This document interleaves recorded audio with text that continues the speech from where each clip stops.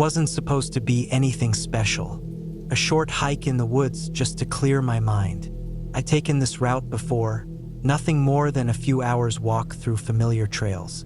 The kind of thing you do to unwind, not expecting anything to change. But tonight, things felt different. I'd left home around dusk, just as the sun was dipping below the horizon. The woods were still lit by the last rays of light, casting long shadows across the path ahead. The air was cool, with the faint scent of pine and wet earth. I had my backpack with a bottle of water, some snacks, and a flashlight, just in case. I wasn't worried. I'd done this before and knew these woods like the back of my hand.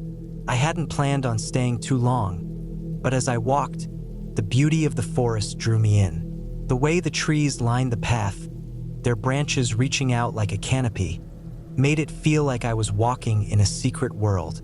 The chirping of birds had died down, but there were still the occasional rustles in the underbrush, a rabbit or a squirrel, maybe a fox. It was peaceful, almost soothing. The sun set faster than I expected, and soon, the woods were plunged into a thick, inky darkness. I clicked on my flashlight, the beam of light cutting through the shadows, but even with the flashlight, the woods felt oppressive. The trees seemed taller now, and the sounds of the forest seemed to fade away. All I could hear was the crunch of my boots against the dirt and leaves, and my own breathing, steady but a little quicker than usual. I'd planned to reach the creek by nightfall. The sound of water would make for a perfect spot to sit and take a break. But by the time I arrived at the usual clearing near the stream, something felt off. The place seemed quieter than usual, as if the forest itself was holding its breath. I took a step into the clearing, my flashlight casting long, strange shadows over the ground. I stopped and looked around. There was no wind, no sound, just the stillness. For a moment, I wondered if I'd missed something. The creek usually had a certain noise, the trickling of water over rocks, but it was eerily quiet. I glanced at the stream, and sure enough, there was no water. The creek was dry. It wasn't just low, it was completely barren. I walked over to the bank and knelt down to inspect it. The ground was cracked, the dirt parched. No water had flowed through here in days, maybe weeks. I couldn't understand it. There was no logical reason for a creek to dry up like this in the middle of summer. I rubbed the back of my neck, uneasy. This place had always been here, and it had always had water. I stood up, the flashlight trembling slightly in my hand. A rustle came from the trees behind me, just on the edge of the clearing. It wasn't a small noise, like a squirrel. It was deliberate, heavy, as if something larger had moved through the brush. I turned, shining the light in the direction of the noise, but the beam only revealed a few tangled branches and some low bushes. Nothing out of the ordinary. I stood still for a moment, listening. The rustling had stopped. I should have turned back. Something about the woods felt different tonight, and my instinct was screaming at me to leave. But instead, I told myself it was just my imagination. It had to be. There was nothing out here. I couldn't be the only one in these woods. People hiked here all the time. I moved deeper into the forest, following the narrow trail that would eventually lead back to the parking lot. But with every step, the air seemed to thicken. The trees seemed to lean in closer, and the path became less defined. It was as if the forest was swallowing me whole. I should have been able to find my way back by now, but the darkness made everything look unfamiliar. I checked my watch. It wasn't that late, but something was wrong. The woods felt too quiet, too still. My flashlight beam shook as I turned around, checking behind me. But there was nothing. No sounds of animals, no distant rustling, no wind, just an oppressive silence. I walked faster now, my heart beginning to beat harder in my chest. The trees seemed to be growing closer together, the branches tangled in a way that made it feel like the path was narrowing. It was harder to see even with the flashlight. The beam of light flickered for a second, and when it came back on, the forest had changed. It wasn't the same. The trees seemed more twisted, their bark dark and rough, the branches gnarled like fingers reaching out to grab me. The path ahead was now barely visible. I stopped, my breath catching in my throat. Something wasn't right. The woods had always been dark at night, but this wasn't just darkness. It was something more.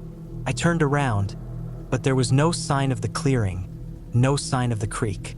I was deep in the woods now, and the path I had been following had disappeared completely. I felt a cold shiver run down my spine as I realized that I had no idea where I was. My phone was in my backpack, but I hadn't thought to check it. Now, I didn't want to. I could feel it. The woods were alive in a way they hadn't been before. I tried to move forward, but the trees now seemed to block my way. The air felt thick and heavy, pressing in on me. I stepped off the path and into the brush, my boots crunching on the dry leaves, but the ground seemed to give way underneath me. I stumbled, my ankle twisting as I caught myself on a nearby tree. Pain shot up my leg, but I didn't have time to think about it. I had to get out. I pushed forward, my mind racing. I was lost, completely lost. The flashlight was the only thing that kept me from completely losing my bearings, but the beam was weak now, flickering with every step. I didn't know how much longer the batteries would last. Suddenly, I heard it again, a sound from behind me, the rustling, that same deliberate movement through the brush. This time, it was closer, too close. My heart hammered in my chest, and I spun around, shining the flashlight into the darkness. But there was nothing there, just trees, shadows. I froze. A shape moved in the distance just at the edge of the light. It was large, too large to be an animal. I blinked, trying to focus, but the shadows played tricks on my eyes. My throat tightened, and I tried to tell myself it was just the forest, just the wind, but something inside me screamed to run, and so I did. I bolted down the path, my legs aching, my breath coming in sharp gasps. The flashlight flickered again, and for a brief moment, everything went black. I cursed under my breath, desperately tapping the side of the flashlight. It flickered back to life, and I saw it. The figure. It was moving through the trees, following me. It wasn't human. The shape was too tall, too long. Its movement wasn't natural. It glided between the trees, almost as if it was floating. My stomach churned with a wave of nausea. Couldn't breathe. My legs wouldn't move fast enough, and I could hear it gaining on me. I ran, faster than I ever thought possible, my pulse roaring in my ears. My foot caught on a root, and I went sprawling into the dirt. Pain shot through my body, but I didn't stop. I scrambled to my feet and kept going, my only thought to put distance between myself and whatever was following me. It wasn't until I reached the edge of the woods that I stopped. I didn't know how far I had run, but I could see the dim outline of the road ahead. The forest seemed to recede behind me, as though I had crossed some invisible line. The figure was gone, but I could still feel it in the pit of my stomach. I didn't look back. I didn't stop running until I reached the car. And even then, I didn't feel safe. The woods had changed. The trees had closed in on me in a way that was unnatural. Whatever had followed me, whatever it was, I didn't want to know. I drove home, hands shaking on the wheel, and didn't say a word to anyone about what had happened. I couldn't explain it. I couldn't explain the twisted trees, the way the forest seemed alive, or the thing I had felt watching me. All I knew was that I would never go back into those woods. Not ever. I needed to be alone for a while. That was the only thing on my mind when I booked the cabin. No work, no emails, no socializing.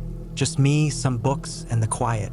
I had found the listing online, small, simple, deep in the woods, the kind of place where the world couldn't reach me. It wasn't a rental through some company.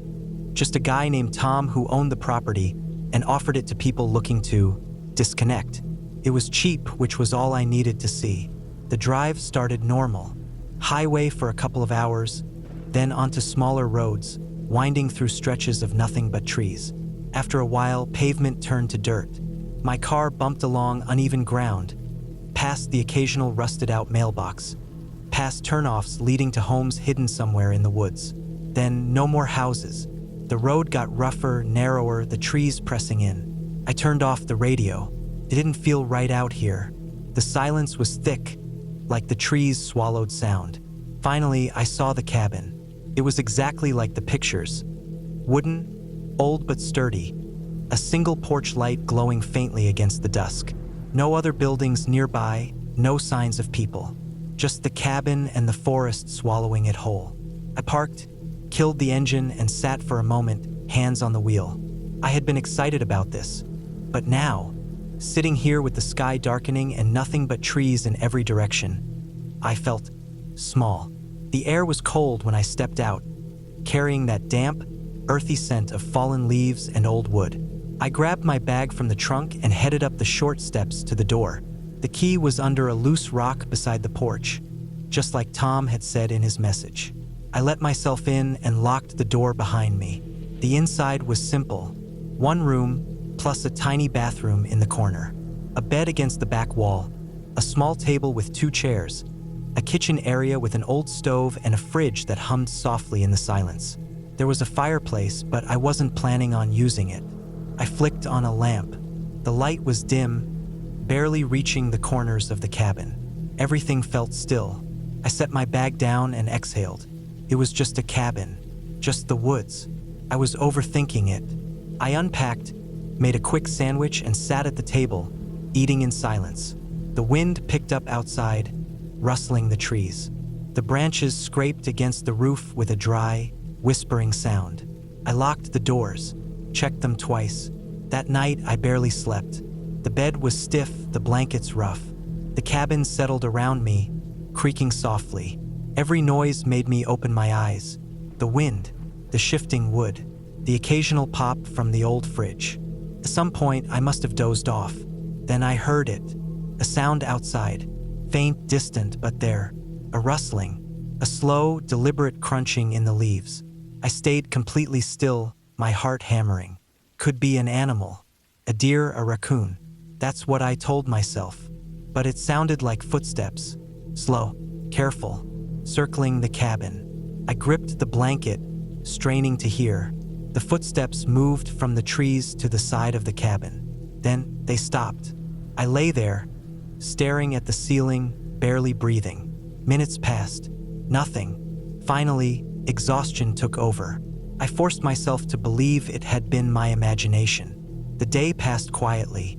I stayed close to the cabin, walking the edge of the clearing but never going too deep into the woods. There was something about them, about how thick and endless they looked, that made me uneasy. I tried to relax.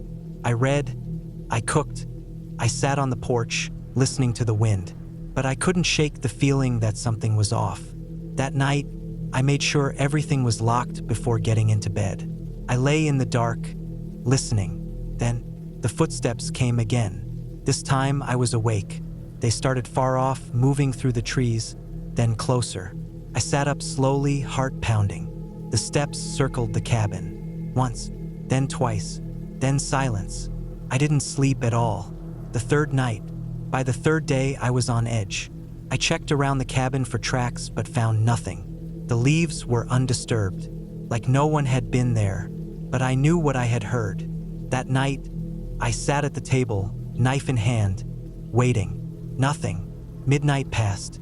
Then, around 2 a.m., the footsteps started again. Slow, steady, circling. Then, the door handle moved. A slow, testing turn. I gripped the knife so tight my hand ached. My breath was shallow, controlled. The handle stopped. Silence. Then, a soft tap on the window. Not loud, not forceful, just deliberate. I didn't move. The tap came again. Then, footsteps.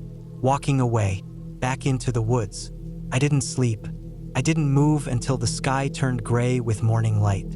Leaving, I packed my things without eating, threw everything into my bag, grabbed my keys, and walked straight to my car without looking back. I turned the key, The engine wouldn't start. I tried again. Nothing. My stomach dropped. I popped the hood, my hands shaking. I wasn't an expert, but I knew enough to check the basics. The battery cables were gone. Not cut, not damaged. Gone. Someone had been here. While I was inside, while I was sleeping. I turned, scanning the trees, my pulse hammering. The forest was too quiet. Then I saw it. A figure, deep in the trees. Too far to see clearly, but close enough to know they were watching. I didn't think. I ran back to the cabin, locking the door behind me. I had no service, no way to call for help. I forced myself to breathe, to think. Then, footsteps, approaching the cabin. I grabbed the knife. The handle turned, then stopped. A long silence, then footsteps, walking away. I waited, an hour, maybe more. Then I ran. I sprinted down the dirt road, not stopping, not looking back. I walked for miles. My legs ached. My lungs burned. Finally, a car. An old pickup, headlights cutting through the trees. I stumbled into the road, waving my arms. The driver was a man in his 50s, eyes wary. I didn't care how it looked. I told him I needed help. He drove me to town. I never went back for my car. Never told anyone where the cabin was. I never even looked at the listing again. But sometimes, late at night, I think about those footsteps. And I wonder, how long had they been watching me? I've been hiking solo for years. Something about being alone in the woods always felt right to me. The quiet, the fresh air, the feeling of moving through untouched nature without a schedule or responsibility. It cleared my head like nothing else could. That's why I took the trip. It was late September, just as summer was starting to fade into fall. The days were still warm, but the nights had that creeping cold that reminded you winter wasn't far away. Perfect hiking weather. I had planned for a 2-day trek. One night in the woods, nothing extreme. Just a break from normal life. The trail I picked wasn't popular. That was intentional. I didn't want crowds, didn't want families with screaming kids or loud groups blaring music from portable speakers. I wanted solitude. I found a place deep in the mountains, about a 3-hour drive from home. A long, winding dirt road led to the trailhead, and by the time I got there, my car was the only one in the small gravel parking lot. That was a good sign. I took my time checking my gear before heading in. Backpack loaded with food, water, tent, and emergency supplies. A map, a compass, a flashlight with extra batteries. I even had a satellite phone just in case. I wasn't careless. The first few miles were easy. The trail was well defined, though clearly not used often. Fallen leaves covered the dirt path, crunching under my boots as I walked. The forest was dense, but the sunlight filtered through in streaks, warm and golden. The air smelled like pine and damp earth. It was exactly what I needed. By midday, I had covered about 6 miles. I stopped near a creek, ate a protein bar, and drank some water while listening to the quiet sounds of the forest. No cars, no voices, just the rustling of leaves and the occasional distant call of a bird. I felt good. That feeling didn't last. After my break, I got back on the trail. The plan was to go another 4 or 5 miles before setting up camp for the night. The path started to get rougher. Not difficult, just less maintained. Fallen branches forced me to step carefully, and parts of the trail were narrow, with steep drop-offs to one side. That's when I saw the first sign that something was off. A boot print. It was old, partially washed out from rain, but it was there. Someone had been through here before me, which wasn't strange on its own. But what was strange was how deep it was. Like whoever left it had been carrying something heavy. I didn't think much of it at first, just something I noticed. I kept walking. The trees grew thicker, the sunlight dimming as the canopy closed in above me. The trail felt different now, more overgrown, less defined. I checked my map. I was still on the right path, at least I should have been. Then I saw the second footprint. This one was fresher, and it wasn't alone. There were several, all leading in the same direction I was going. But something was wrong with them. They weren't normal hiking steps. They were erratic, spaced unevenly, like someone had been stumbling or limping. A cold feeling settled in my gut. I told myself it didn't mean anything. Maybe someone had gotten tired, maybe they had a bad knee. There were 100 explanations, but I couldn't shake the feeling that something wasn't right. I kept moving. The trail got worse. The further I went, the less it looked like a real hiking path. The trees grew closer, the underbrush thickening. I checked my map again. I should have reached a fork in the trail by now, a spot marked on the map where the path split. One route leading to a scenic overlook, the other continuing deeper into the forest. But there was no fork, just an unbroken stretch of trees in every direction. I stopped, took a deep breath. I had been following the trail. I hadn't gone off course. But now the trail wasn't there. I turned around. The path behind me was gone. That wasn't possible. I had just come from there. But when I looked back, all I saw were trees, thick and unbroken. The footprints, mine included, were gone. I stood there for a long time, heart hammering, trying to make sense of it. The air felt heavier. The forest was silent. No birds. No wind. Then I heard it. A sound. Faint, distant, like something moving through the trees. Not an animal. Something bigger. I turned in slow circles, scanning the forest. Nothing. Just trees, stretching in every direction. I wasn't alone. I forced myself to stay calm. Took out my compass. The needle spun uselessly, refusing to settle. That shouldn't have been possible. I pulled out my map, but it felt pointless. None of the landmarks matched what I was seeing. The landscape around me was different from what had been marked. I wasn't lost. Something else was wrong. I picked a direction and started walking. I needed to find anything familiar, a landmark, a clearing, even just a way out of the thick trees. I kept my breathing steady, moving carefully, trying not to panic. Then I saw it. A structure. Not a house, not a cabin. Something smaller. A metal cage. It sat in a small clearing, rusted and old. Too big for an animal trap, too small for a proper holding cell. The bars were bent in places, the door hanging open. And inside, something lay crumpled on the ground. Bones. A mix of animal and human. I stared at it, stomach twisting. Then, behind me, I heard movement. Slow, deliberate. I didn't turn around. I walked. Then I walked faster. Then I ran. Branches tore at my arms. Roots tried to trip me, but I didn't stop. I ran until my lungs burned, until I thought I was going to collapse.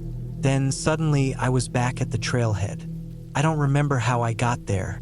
One moment, I was deep in the woods, running from something I never saw. The next, I was standing beside my car, gasping for breath, covered in scratches and dirt. I didn't question it. I just got in my car and drove. I never went back. Some places aren't meant to be found. I've camped alone more times than I can count. Some people think it's reckless, but I've always found peace in the solitude. There's something about being deep in the woods, miles from anyone else, that makes the world feel simpler. No emails. No traffic. Just me, the trees, and the quiet. This trip was supposed to be like any other. I had planned for 3 nights out in the wilderness, far from any official campsites. I picked a spot deep in a national forest, far from trails, near a small creek. It was a perfect place. Plenty of firewood, fresh water, and total isolation. The first day went smoothly. I parked my truck on an old dirt road, hiked about 5 miles into the woods, and found a clearing big enough for my tent. The trees were thick on all sides, but there was just enough space for a fire pit and a decent view of the creek. I set up camp, gathered firewood, and cooked some simple food over the fire as the sun set. The air was cool, the smell of pine and damp earth strong. As darkness settled in, I sat by the fire, letting the warmth soak in. Nights in the woods can be unnerving if you aren't used to them. The silence isn't really silence. It's filled with distant rustling, the occasional snap of a branch, the wind moving through the trees. I've learned to tune it out. Most noises are just animals going about their business. That first night, I slept deeply, the steady sounds of the creek lulling me into unconsciousness. The second day was uneventful. I spent most of it exploring, hiking further upstream, fishing a little. The sun filtered through the trees.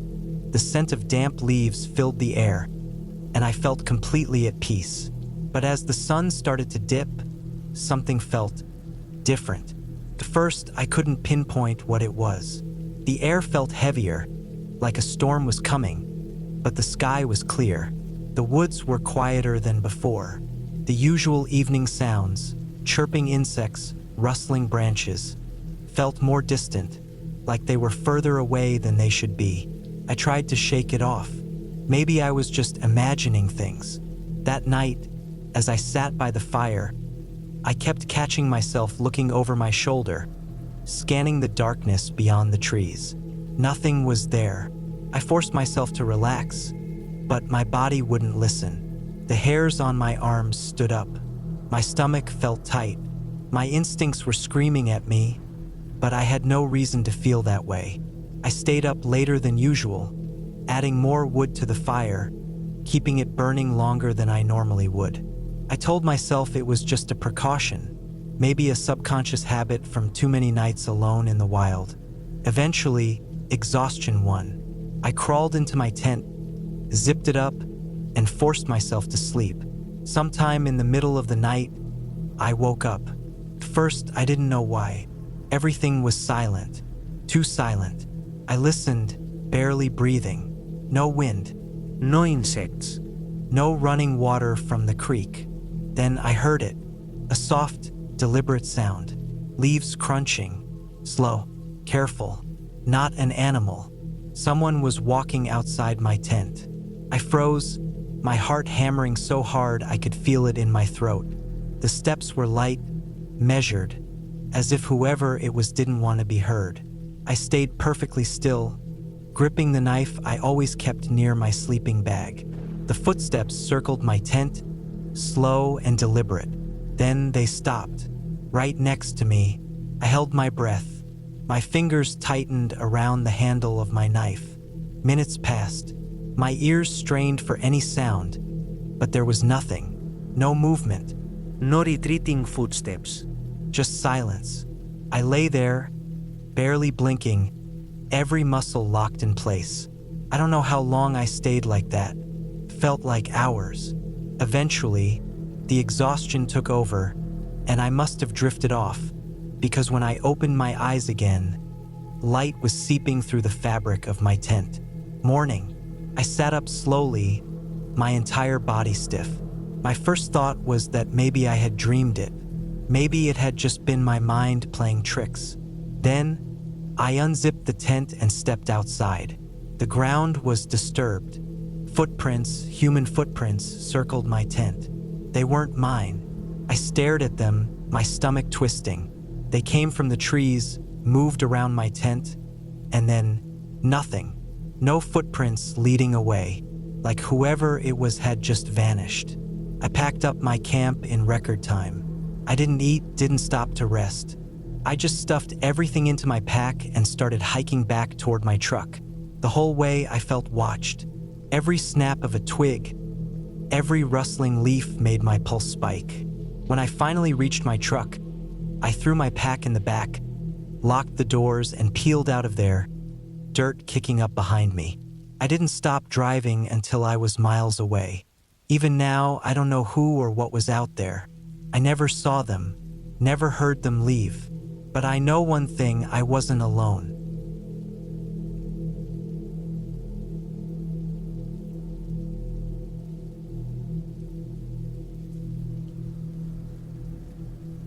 I had been planning this hike for months. Ever since I saw a post about the remote backcountry trails in Montana, I knew I had to go. The pictures showed vast, untouched wilderness, dense forests, jagged peaks, and long, winding rivers cutting through the valleys. It looked perfect, the kind of place you could go for days without seeing another person. That was exactly what I wanted. No cell service, no noise, no people. Just me, my pack, and the trail. I picked a route that wasn't well traveled. It was about 30 miles out and back, cutting through thick pine forests, over high ridges and past deep, isolated lakes. The elevation gain was brutal, but I was ready for it. I had all my gear, tent, sleeping bag, bear spray, enough food for 5 days. Everything was set. I drove out early, the sun barely up, the roads empty. By the time I reached the trailhead, there was only one other car in the lot, an old truck with faded paint and mud caked on the tires. I didn't think much of it. Probably another hiker already out on the trail. I checked my pack one last time, tightened the straps, and started walking. The first few miles were easy, just a slow climb through dense forest.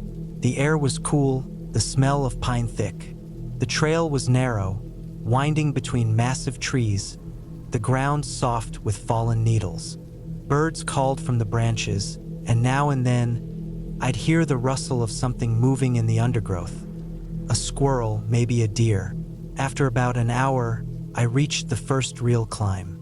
The trail turned steep, the dirt loose beneath my boots. I leaned forward, using my trekking poles to push myself up. My breathing grew heavy, sweat starting to build under my pack. I stopped once to take a sip of water, looking back down at the forest below. The trees stretched out endlessly, dark green and unbroken. No roads, no buildings, just wilderness. I kept moving. By mid-afternoon, I reached a small clearing at the top of a ridge. It was the perfect place to rest. Flat ground, a clear view of the valley below. I dropped my pack and sat down, stretching out my legs. I took a deep breath, enjoying the silence. That's when I noticed something. At the far end of the clearing, near the treeline, was an old fire ring. Just a circle of blackened stones, half covered in dirt and moss. It looked like it hadn't been used in years. But next to it, half buried in the grass, was something else. A boot. It was old, the leather cracked and faded, the laces missing. I walked over and picked it up. Inside, the insole was worn down to nothing, the toe caked with dried mud. Someone had left it here a long time ago. I looked around, but there was nothing else. No pack, no other gear, just the boot. I tossed it back down and headed out. The trail dropped steeply after that, winding down into a deep valley. The trees grew thicker, the air damp and cool. I passed a stream, the water clear and fast-moving, then started the next climb. It was slow going, my legs already tired, but I pushed through. I wanted to reach the lake before dark. It was just after 6 when I finally saw the water through the trees.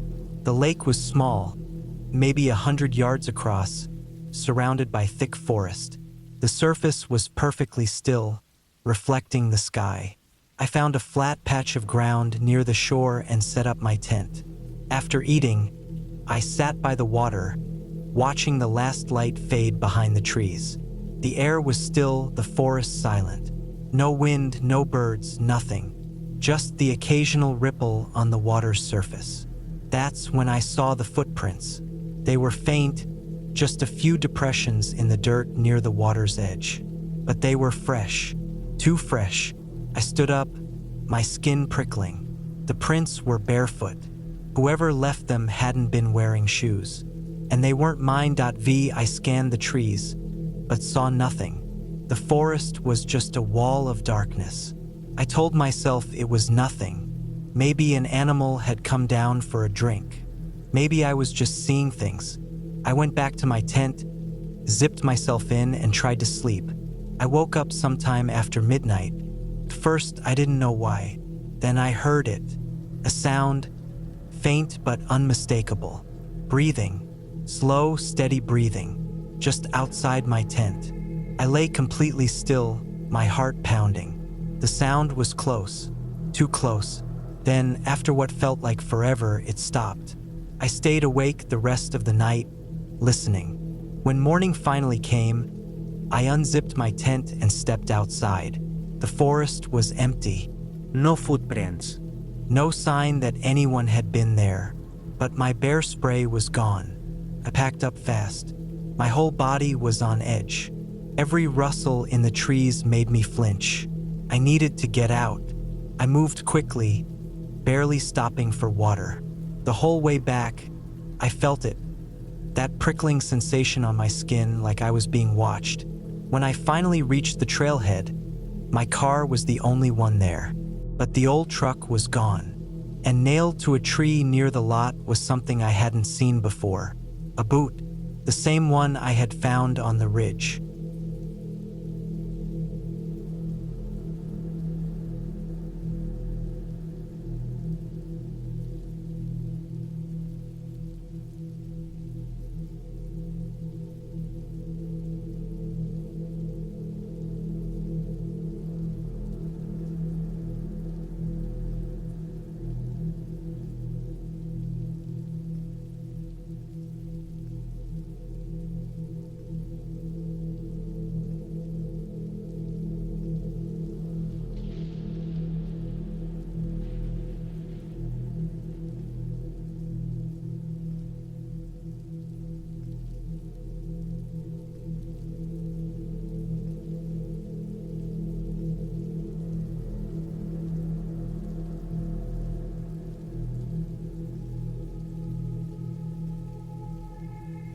I've always preferred hiking alone. It's not that I don't like people.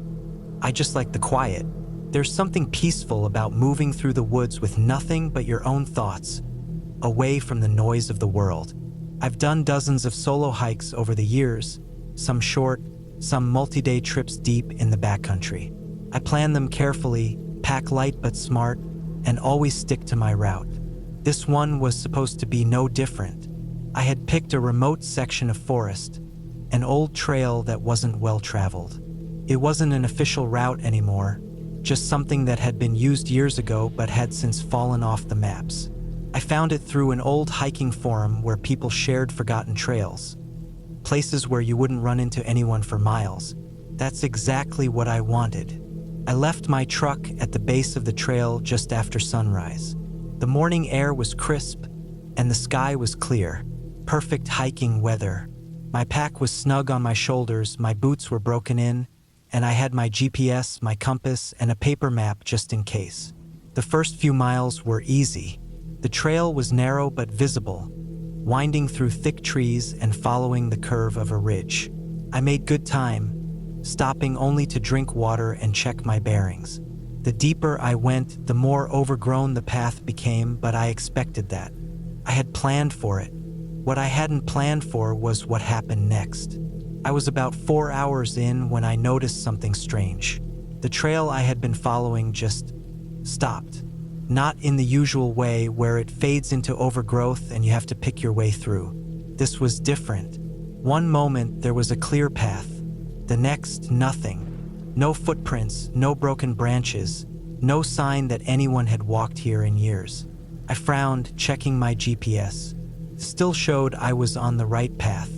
I pulled out my compass and double-checked my position. According to everything I had, I was still where I was supposed to be. But looking around, I could see that wasn't true. The forest didn't match my map. The ridge should have been on my right, sloping down toward a small river. But the land here was flat, dense with trees that weren't supposed to be this close together. Felt wrong. I turned back the way I came, thinking maybe I had veered off without realizing it. But after a few steps, I stopped. The trail was gone. Not overgrown. Not hidden, just gone. My stomach tightened. I knew better than to panic. I had trained for this, read survival books, watched videos on how to handle being lost in the woods. Stay calm, use your tools, retrace your steps. I took a deep breath and pulled out my map again. If I couldn't find the trail, I could at least navigate back to my truck by following the terrain. I marked my last known location and picked a direction that should take me back to where I started. I walked and walked and walked, but nothing changed. The trees all looked the same, tall and straight, their trunks packed too close together. The ground was covered in thick underbrush that I didn't remember passing through earlier. No landmarks, no clearing, just endless forest stretching in every direction. I checked my GPS again, but now it was frozen. The screen showed my last location, but the tracker wasn't moving. I switched to my compass and adjusted my course, pushing through the thick brush. My breathing was steady, but I could feel my pulse creeping up. Then I saw something that made me stop. A tree stripped of its bark. At first, it didn't seem unusual. Trees get damaged.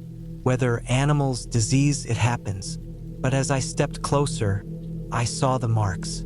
Deep, precise cuts like something or someone had stripped the bark on purpose.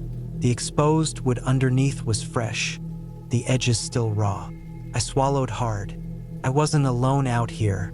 I kept moving, faster now, forcing my way through the dense brush. I had to get back to the truck. I had to get out. But the further I went, the more wrong everything felt. The air was heavy, thick with the smell of damp earth and something else, something metallic. The silence was unnatural. No birds, no wind, just the sound of my own breathing. Then I found the rope. It was stretched between two trees at chest height, nearly invisible against the bark. My foot caught it just as I saw it, and I stumbled forward, barely catching myself before hitting the ground. I stared at it, my heart pounding. It wasn't an accident. Someone had put it there. I spun around, scanning the trees, my skin crawling. Nothing. No movement. No sound. I was being hunted. The realization hit me like a punch to the gut. Someone had led me off the trail. Someone had been waiting. I turned and ran. I didn't care about the map, the compass, the route. I just ran. Branches tore at my clothes. My pack bounced against my back. But I didn't stop. My legs burned. My lungs ached. But I pushed forward, crashing through the undergrowth, desperate to get away. Then I saw it. A figure, standing just ahead, half hidden behind the trees. Tall, motionless, watching me. I didn't stop to look. I veered left, sprinting downhill, my boots slipping on loose dirt. My breath came in ragged gasps, my vision blurred with sweat. I could hear something behind me, footsteps, fast, close. I broke into a clearing and nearly collapsed with relief. There, just beyond the trees, I could see the road, my truck. I didn't slow down. I sprinted across the gravel, yanking the door open and throwing myself inside. My hands shook as I jammed the keys into the ignition. The engine roared to life. I hit the gas, tearing out onto the road, my tires kicking up dust. I didn't look back. I didn't stop. I just drove. It wasn't until I was miles away, back on the highway, that I let myself breathe. My hands were still shaking, my shirt soaked with sweat. I glanced in the rearview mirror, half expecting to see someone standing on the side of the road. But there was nothing, just empty forest. I don't know who was out there. I don't know how they led me off the trail. But I do know one thing. I'll never hike alone again. I had been hiking alone for years. It wasn't about proving anything or chasing some big life-changing moment.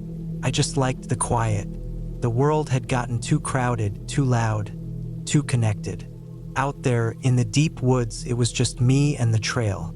No emails, no news, no traffic. Just the sound of the wind through the trees and the crunch of my boots on dirt. This trip was supposed to be like any other. A solo trek through a section of the Idaho wilderness that barely saw any foot traffic. I had planned a 5-day loop, about 40 miles through thick forest, across 2 mountain ridges, and down into a remote valley where a long, winding river cut through the landscape like a scar. It wasn't a marked trail. Just an old hunter's route I had found on some outdated maps. That was part of the draw. Fewer people meant fewer problems. I packed light but smart: tent, sleeping bag, extra layers, a stove, enough food to last the trip. I had my Garmin with me, fully charged, and an old-fashioned compass as backup. Bear spray, a knife, a first aid kit. Everything I needed, nothing I didn't. I started early, just as the sun was coming up. The first few miles were easy, a gentle incline through a dense pine forest. The trees were tall and packed close together, their trunks dark with age. The trail was barely a trail at all, just a faint path in the dirt, almost swallowed by time. The air was crisp, cool, and filled with the scent of damp earth. By noon, I was deep in the woods, far from anything.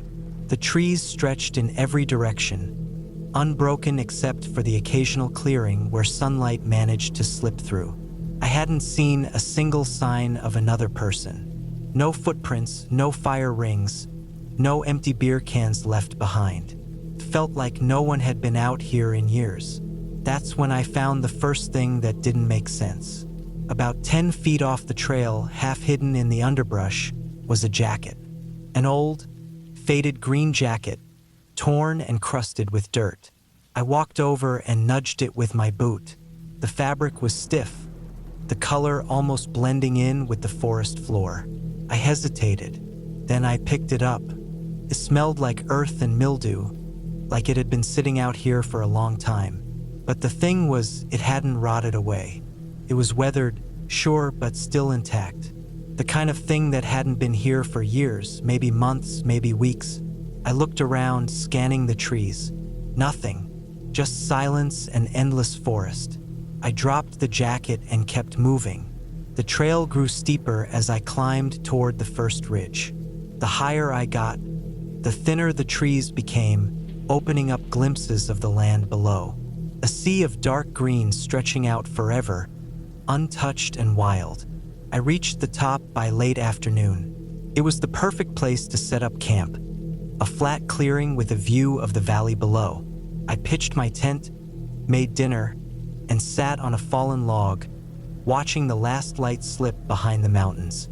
That's when I saw the second thing. About 50 yards from my camp, at the edge of the clearing, something was stuck in the branches of a low tree. It was small, dark, swaying slightly in the breeze. I stood up and walked over.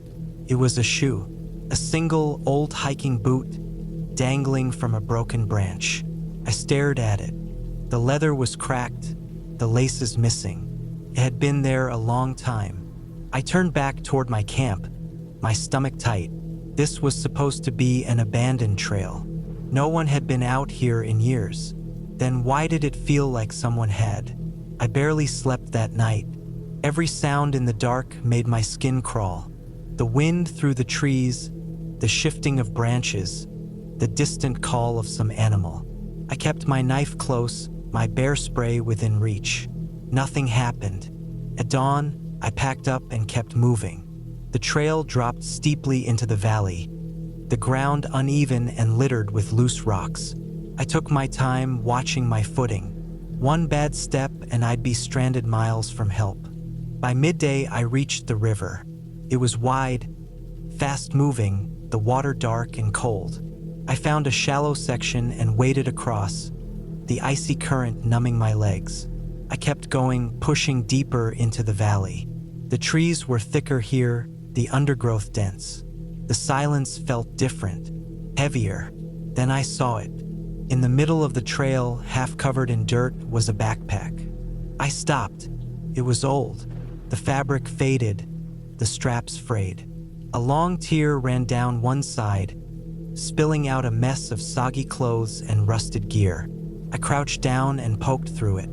A stove broken, a canteen empty, a map, the edges curled with moisture. No wallet. No ID, no sign of who it had belonged to. I looked around. The trees loomed overhead, thick and unyielding. I checked the ground. No footprints. No sign of an animal dragging it. It was just There. I stood up, my heartbeat slow and heavy. Something was wrong. I kept walking. The valley stretched on for miles, endless trees swallowing the sky. The trail twisted and turned, disappearing into the undergrowth. Then, in the late afternoon, I found the third thing. Tarp. It was draped over something, just off the trail. My hands felt cold as I walked toward it. I hesitated. Then I grabbed a corner and pulled. Underneath was a pile of bones. Animal bones. At least that's what I told myself at first. But as I looked closer, my stomach dropped. Some of them were too big. The tarp slipped from my fingers. I turned and walked away. Fast. I didn't stop.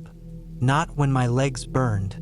Not when my breath came in ragged gasps. I hiked through the night, my flashlight cutting through the dark. Every rustle in the trees made my skin crawl. I felt it. Something watching, something just beyond the edges of the light. By dawn, I was halfway up the ridge, my body screaming for rest. I didn't care. I needed to get out. The second I had service, I hit the SOS on my Garmin. They found me by midday. A ranger, young and confused, asked if I was hurt. I told him no. I didn't tell him about the jacket. I didn't tell him about the boot. I didn't tell him about the tarp. I just asked how far the nearest town was. He pointed down the road. I started walking. I haven't been back since. I went to the cabin to be alone. That was the entire point. I had spent the last few months drowning in stress. Work, personal life, everything had been suffocating me. I needed an escape, a real one. I found the place online. A small, off-grid cabin deep in the woods, at least an hour from the nearest town. The listing was simple. No power, no plumbing, total privacy. That was exactly what I needed. I packed light food, water, a hunting knife, a flashlight, a few books. No phone. No way for anyone to contact me. That was the whole point. The drive was long. First highways, then smaller roads, then a barely visible dirt path cutting through dense trees. I didn't see another car for miles. When I finally reached the cabin, it was almost sunset. It was smaller than I expected. A single-story wooden structure, weathered but solid, with a tiny front porch and a pile of chopped wood stacked against the wall. No other buildings in sight, just endless forest. I killed the engine and sat there for a moment, letting the silence settle. The air was thick with the smell of pine and damp earth. No distant hum of traffic. No people, just me and the trees. This was what I wanted. I stepped out, grabbed my bag, and went to the door. The key was exactly where the owner had said it would be, under a loose rock beside the porch. Inside, the cabin was bare bones. One room, a bed against the back wall, a wood-burning stove, a table with one chair, a small bathroom with a composting toilet. The air smelled like dust and old wood. It was perfect. I locked the door behind me. That night, I barely slept. The bed was stiff, the blankets musty. Every noise outside felt too loud. Twigs snapping, the wind shifting through the trees. Normal sounds, but somehow they felt wrong. I forced myself to ignore it. I was in the middle of the woods. Of course, I would hear things. At some point, I drifted off. Then I woke up. I didn't know why at first. The cabin was silent. Then I heard it. Footsteps. Slow. Deliberate. Moving through the leaves outside. My heart slammed into my ribs. It had to be an animal. But it sounded like a person. The steps circled the cabin. Once. Then again. Then silence. I held my breath, body frozen, listening. Minutes passed. Then an hour. Nothing. Eventually, exhaustion won. When I woke up, the sun was rising. I told myself I imagined it, but I locked the door again. The next day, I tried to enjoy the silence. I sat on the porch, drank coffee, read a book, but the woods felt different. The silence was too deep, like the forest itself was holding its breath. Every time I stepped outside, I felt exposed, like someone was watching me. I told myself I was being paranoid. That night, I made sure the doors were locked, the windows shut. I lay in bed, listening. Then, the footsteps came back. This time I was awake. They started far away, then closer, circling, slower this time, more deliberate. I clenched my jaw, my fingers gripping the handle of the knife beside me. The footsteps stopped. Silence. Then, a sound at the door. Not knocking, not pounding, just testing. A slow turn of the handle. I stopped breathing. The handle stopped. Silence. Then, footsteps. Walking away. I didn't sleep. The third night, I wanted to leave, but my car wouldn't start. I popped the hood. The battery cables were gone. Not cut, not damaged, gone. Someone had been here. Someone had done this. While I was inside, while I was sleeping, I felt sick. My stomach knotted, my skin went cold. I was stranded. No service, no way to call for help. I locked myself inside the cabin, pushing the table in front of the door. I gripped the hunting knife in my hand and waited. Night fell. The footsteps came back. This time they didn't stop. They moved to the window. Then, a soft tap on the glass. I didn't move. I didn't breathe. Another tap. Then silence. Minutes passed. An hour. Then, a creak. Not from outside. From inside the cabin. I wasn't alone. I gripped the knife, my vision blurring with panic. A sound near the back of the room. The faintest shuffle of movement. I couldn't see anything in the darkness. I didn't wait. I ran. I crashed through the door, into the freezing night air, sprinting blindly into the trees. Branches tore at my clothes. My lungs burned. I didn't stop. I ran until my legs gave out. I hit the ground hard, gasping. The forest was silent. No footsteps, no movement, nothing. I stayed there, hidden among the trees, shaking. The cabin sat in the distance, dark and still. Then, a figure stepped onto the porch. Tall, motionless, watching, looking for me. I didn't move. I didn't breathe. Then, after what felt like forever, the figure turned, walked back inside, and shut the door. I stayed in the woods until dawn. Then I ran. I followed the dirt road for miles, my legs barely holding me up. I didn't stop until I saw a car. I stumbled into the road, waving my arms. An older man pulled over, eyes wary. I didn't care how it looked. I told him I needed help. He drove me to town. I never went back, never told anyone where the cabin was. I left my car, my bag, everything. I just wanted to forget. But sometimes, late at night, I think about that figure, and I wonder, how long had they been watching me?